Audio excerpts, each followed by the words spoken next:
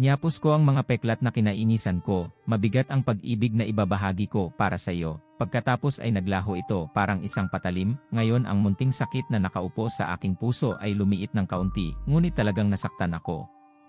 Ang mga horoscope na ito, tingin ko hindi ko na dapat pagkatiwalaan.